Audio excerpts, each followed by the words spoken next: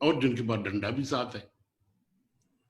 مگر ایک بہت بڑی طاقت جو ہمارے اور آپ کے پاس ہے، جو نیر بھائی آپ کے پاس ہے، جو ود بھائی کے پاس ہے، وہ قلم کا ہے، وہ کوئی کمزور نہیں ہے.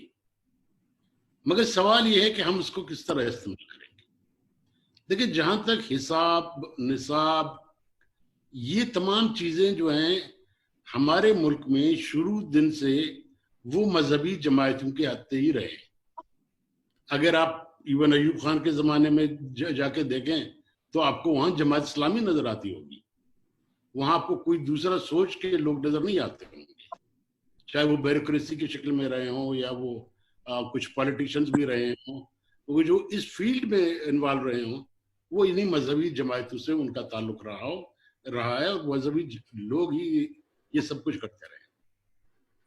اب سوال پیدا ہوتا ہے کہ ابھی جو کچھ ہو رہا ہے، دیکھیں اب تو ایک ایسی صورتحال پیدا ہو گئی ہے، ایک ایسے گٹن میں سارے سماج کو لے جایا گیا ہے کہ اب اس کو ہمیں اور آپ کو اچھا ہوتا کہ پرویز رشید بھی ادھر ہوتا اور افراد صاحب خٹک بھی ہوتا، کہ ہم سب جب تک اس کو مل کے ریزسٹ نہیں کریں گے، صرف فرحت اللہ بابر بیٹے ہیں، تو ہم جب پولیٹیکل اور انٹلیکچوئل، دیکھیں سماج میں دو ہی بڑے فورسز ہوتے ہیں کہ وہ پوری سوچ کو بدل دیتے ہیں، یا اس کے دانشور ہوتے ہیں یا اس کے سیاسی ورکر ہوتے ہیں.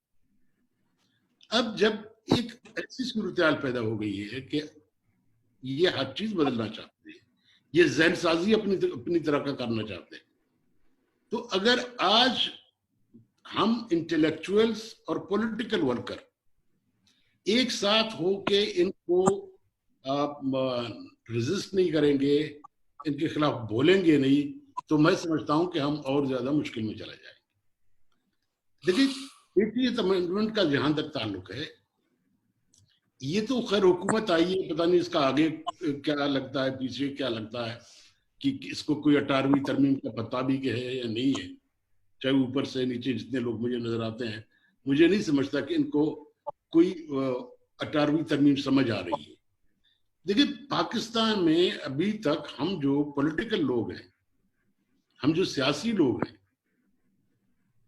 فرحت اللہ بابر صاحب آپ کے سامنے بیٹھے ہیں، باقی دوست سن رہے ہوں گے، پاکستان میں پولیٹیکلی ہمیں 2 اچیومنٹ ہوئی ہیں ابھی تک. جمہوریت بھی مشکل سے پوری نہیں آ سکی ہمارے یہاں. 2 اچیومنٹ ہمیں ہوئے. ایک جنرل یحییٰ خان کے دور میں ہم نے 4 صوبے بنوائے، اور دوسری کامیابی ہے جو 18ویں ترمیم کا ہوئی. اب اس کے پیچھے پوری 50-60 سال کی جدوجہد ہے. اب ان کو کون سمجھائے، ان کی سمجھ میں ہی نہیں آتا یہ بات. تو یقیناً اس کو چھیڑنے کی اجازت کوئی بھی کسی سطح پہ نہیں دے گا. جہاں تک قوموں کی بات ہے، جیسے ڈاکٹر مالک نے کہا، فرحت اللہ بابر نے کہا، دیکھیں پاکستان بنا، بلوچستان نہیں بنا. سندھ کو پاکستان میں شامل کیا گیا، سندھ پہلے سے تھا، پنجاب پہلے سے تھا. ان پہ مشتمل علاقے کو آپ نے پاکستان بنا دیا. اب کرنا کیا چاہیے تھا کہ ان 4 زبانوں کے درمیان، ان 4 قوموں کے درمیان آپ کو ایک محبت، عقیدت پہلانی چاہیے تھی کہ جہاں سے یہ مل کے ایک قوم بنتے. اب آپ نے کہا نہیں، آپ نہ قوم ہیں، نہ آپ کی زبان آپ کا زبان ہے، نہ آپ کی شناخت آپ کی شناخت ہے، نہ زمین آپ کی زمین ہے، بس میں نے پاکستان بنایا ہے، آؤ آپ سے پاکستانی. ایسا ملک نہیں بنتا. آج بھی امریکہ 100 سال بعد امریکہ میں آپ کہیں گے، وہ کہے گا I am Pakistani American, I am Bengali American, I am German American, I am French American. آج بھی وہاں پہ وہ قوم ایمرج نہیں ہوئی ہے. تو آپ اس 60-70 سال کے اس میں ایک ایسے جگہ پہ جہاں تعلیم پایا ہی نہیں جاتا ہے، وہاں آپ ڈنڈے کے زور پہ قومیں نہیں بنتی. اگر آپ قوموں کو ڈنڈے کے زور پہ بنائیں گے تو وہ اس کو قبول کوئی نہیں کرے گا. دوسری اہم بات جو ہے، جو ابھی جو میں سمجھتا ہوں کہ ہمیں درپیش ہے سب کو، جو ہم جتنے لوگ یہاں بیٹھے ہیں، کہ یہ جو موجودہ دور میں یہ جو نیا جو تیوریاں لے کے آ رہے ہیں. دیکھیں ضیاء الحق کے زمانے میں ٹیلی ویژن میں ٹخنا اوپر کر کے نماز پڑھنے کو کہا جاتا تھا. لوگ ہنستے تھے اس پہ، یار یہ کیا کر رہا ہے.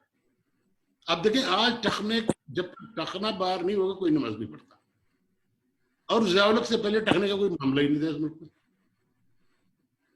تو اسی لیے میں کہتا ہوں کہ اب وہ وقت آ گیا ہے، اب انٹرنیشنل میڈیا بھی ہمارے ساتھ ہے، ہمیں ان کے ساتھ رجسٹ کرنا چاہیے.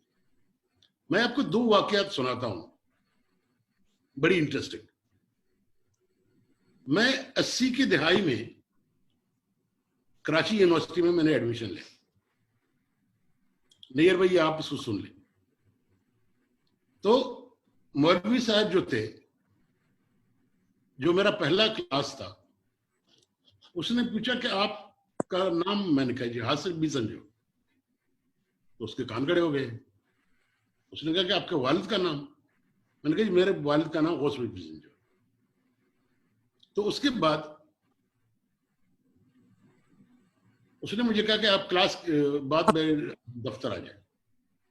میں جی دفتر گیا اس کے، تو اس نے مجھے عجیب سے سوال پوچھا. یہ میں 80 کی بات کر رہا ہوں، 82 83 82 83.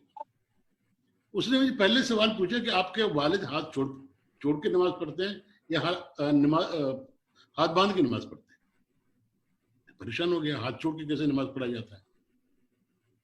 تو معلوم ہوا، اس نے مجھے کہا کہ آپ کا والد شیعہ ہے یا سنی ہے؟ میں نے کہا جی شیعہ سنی ہوتا کیا ہے؟ اس نے مجھے کہا آئندہ میرے کلاس میں نہیں آؤ گے، اور اس نے پورے سال مجھے کلاس میں جانے نہیں دیا.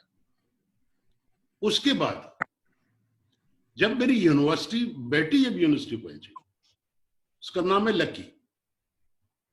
اب یہ لکی ہماری بلوچی نام ہے، کوئی انگریزی لکی سے اس کا کوئی تعلق نہیں ہے. تو اس کو جو پیپر بانٹے گئے تو اس نے کہا کہ جی آپ غیر مسلم ہیں؟ اس نے کہا جی میں کیوں غیر مسلم؟ مجھے آپ کا نام لکی ہے تو آپ غیر مسلم ہیں. تو آپ غیر مسلم والا کیا لے لیں، کاپی لے لیں. دیکھیے اگر یونیورسٹیز میں کالجوں میں آپ لوگوں کو اس طرح چیزیں پڑھائیں گے، اور عقل کے اندھے اتنے بڑے ہیں، نیئر صاحب ان سے بڑے عقل کا اندھا آپ کو کوئی نہیں ملے گا. ڈاکٹر صاحب میرے سامنے بیٹھے ہیں، انہوں نے جا کے میر گل خان سے لے کے بلوچی کی جتنی لٹریچر تھی وہ تربت سے اٹھا لی. ان نے گل خان کی وہ ساری کتابیں اٹھا لی، ہمارے شاعروں کی وہ ساری شاعری اٹھا لی جو انگریزوں کے خلاف لکھا گیا تھا، جو انگریزوں کے خلاف بولا گیا تھا. وہ کتاب پاکستان کے خلاف ہے. حاصل صاحب آپ کے پاس 1 منٹ، آخری منٹ ہے.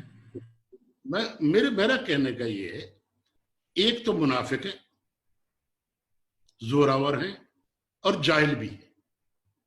اگر یہ تینوں خصوصیات ان میں اکٹھی ہو جاتی ہیں کہ منافق بھی ہوں، جاہل بھی ہوں اور طاقتور ہوں، تو یہ بہت خطرناک ہوتے ہیں. تو ہماری سب کی ذمہ داری ہے کہ ہم اس سوچ کو لے کے آگے بڑھائیں. آپ تمام دوستوں کا بہت بہت شکریہ. بہت بہت شکریہ حاصل صاحب، بہت شکریہ. آپ نے بہت